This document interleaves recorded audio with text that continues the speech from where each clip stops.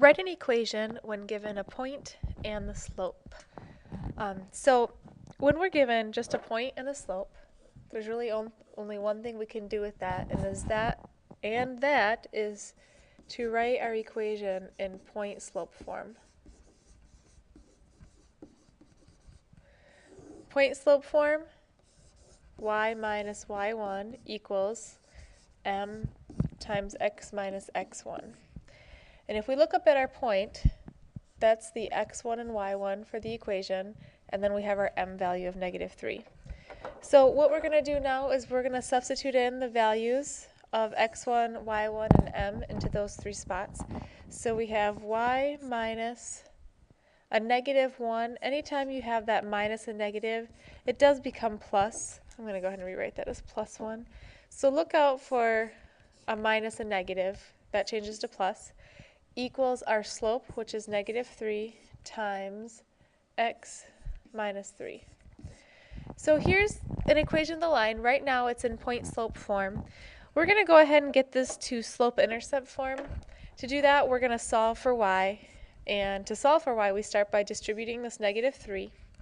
So we have y plus 1 equals -3x. This -3 times the -3 becomes a +9. And then last step, subtract 1 from both sides. So y equals -3x plus 8. So that is your slope-intercept form. Now, when we're asked to go to standard form is the ax plus by equals c. So we can take our slope-intercept form from down here and use that to get it to standard form. What we want to do is have the x's and the y's on the same side of the equal sign. So I'm going to go ahead and add 3x to both sides. So I have 3x plus y equals 8. And two things we want to be looking for.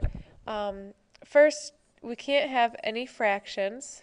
So we look at our equation and say, do we have any fractions? We don't have any of those, so we're good with the fractions.